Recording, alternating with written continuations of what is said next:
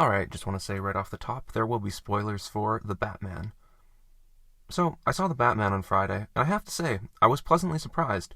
My expectations weren't super high going in, but it definitely exceeded them. Despite the 3-hour runtime, I found myself engaged for more or less the whole way through. The performances were great, and I enjoyed the portrayal of Gotham, and I liked the fresh take on the Batman story. Robert Pattinson did a really great job as Batman, and honestly, I didn't really care that there was barely any Bruce Wayne. I liked the portrayal of Batman as a reclusive loner, because it makes more sense for what he's gone through, when what he's trying to accomplish.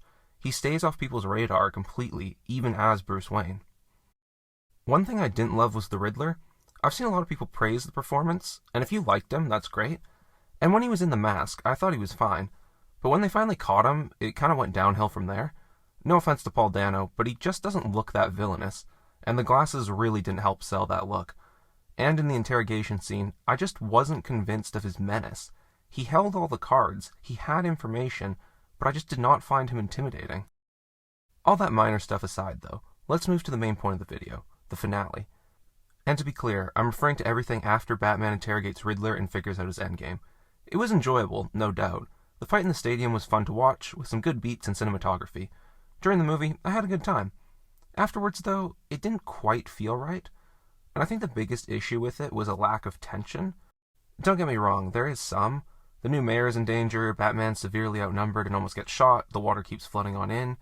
But it's just not quite there, at least for me. I think the reason for this is the Riddler has already succeeded. The bombs have gone off, the city is flooded. Because of this, I was left with this sort of weird acceptance. I was thinking, well, Batman was too late, the city is flooded. That's unfortunate. It doesn't hold as much drama as it should. So, I want to propose a slight change to the finale. I think Batman should figure out the Riddler's plan before the bombs go off.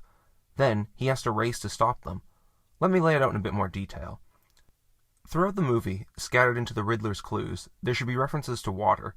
I'm not smart enough to think of the riddles myself, but I think it might be beneficial to set up the idea of a flood earlier in the movie. Everything else is basically the same. Then, Batman goes to interrogate Riddler like before. A key point here, the interrogation would be only about a couple hours before morning. Once Riddler realizes that Batman hasn't figured out his master plan, he gives him one last riddle. Not sure what it would be, but the answer would essentially boil down to, the bombs will go off at dawn, flooding the city. Batman figures it out pretty quickly, and tries to get the Riddler to tell them where the bombs are, but Riddler won't budge. Batman races back to Riddler's apartment, desperate to figure out where the bombs are. He figures out the carpal removal tool thing, maybe with the help of the cop, doesn't really matter, and finds the map of Gotham. In this version, though, there's only 4 bombs. 3 smaller ones that will help to weaken the seawall, and a larger one that will demolish a large portion of it. He also takes another look at the computer and realizes the Riddler has been recruiting people. He takes a picture of the map with his eye recording device, and jumps off on the Batcycle. He calls Selina and Gordon, asking for their help to deal with 2 of the smaller bombs while he handles the 3rd one. Then, they'll all rendezvous at the largest one.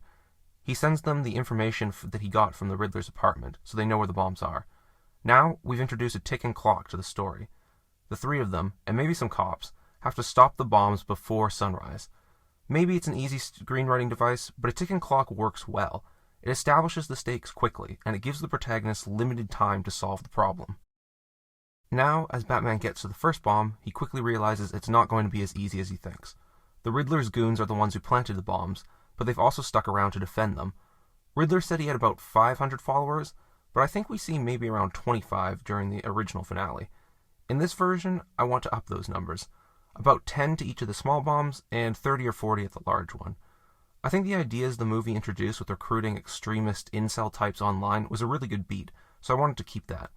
Also, I want to keep the moment where Batman hears one of them throw his "I am vengeance" line back at him. Plus, it'll give the hero some cannon fodder to deal with. Basically, plays out essentially how you'd expect. There's tension as all 3 of them try to fight their way to the bombs, keeping an eye on the time. Each fight would have ups and downs, though they wouldn't be too long. In the end, they manage to defuse their small bombs, and all 3 make their way to the largest one for the final showdown. The bomb can be in an interesting site in Gotham, like a chemical plant near the water or a fishery. I don't have anything specific in mind. This fight is a lot harder, since there's so many more goons. Plus, they've already used a lot of their equipment and resources fighting through the smaller bombs. You can have similar moments to the original fight, like Batman getting shot and using his green juice to keep going. Throughout the fight, the camera keeps drawing attention to the time, maybe by panning up to the horizon as we see the first rays of sun start to creep up. Eventually, they manage to beat all the goons and make their way to the bomb to defuse it. But it's different than the other ones they've dealt with, more complicated. Maybe it even has some kind of riddle incorporated in. They struggle with it for a bit, the tension rackets up, the music crescendos, and the sun rises. When the light hits the bomb, it explodes. Everyone goes flying back, and the water starts rushing in. Despite all their efforts, the largest bomb still went off, flooding the city. This is one thing I really appreciated about The Batman. It followed through with the consequences, and I definitely don't want to take that away. I think the finale should end in a similar way to how the original did, with Batman helping people survive the flood, rescuing the trapped individuals, and making a positive difference. I really liked that hopeful message it ended with, so I wanted to keep that in here. And that's basically the entire pitch. Now, this idea does have its cons. Visually, I admit this finale probably wouldn't look as spectacular, and I can see why they would want to avoid the idea of stopping bombs from detonating, since it figures so heavily into the finale of Dark Knight Rises. And obviously, this is just a rough outline. There would need to be a lot more specifics filled in, but in terms of tension, I think it has the potential to elevate the stakes of the finale. I'm sure Matt Reeves and his team considered the idea of Batman stopping the bombs in the writing phase, and I'm not saying this would necessarily be better than what we got. I just think it could have gone a long way to add some tension to the finale, which would have been beneficial after over 2 hours of the movie. And just to clarify here, this video is in no way meant to disrespect Matt Reeves and the others who worked so hard on the script. It's always easier to nitpick afterwards than write something from scratch. Overall, it's a really great movie, and the fact they managed to make a 3-hour-long Batman movie that a lot of DC fans seem to enjoy is a near miracle. Anyway, that's the video.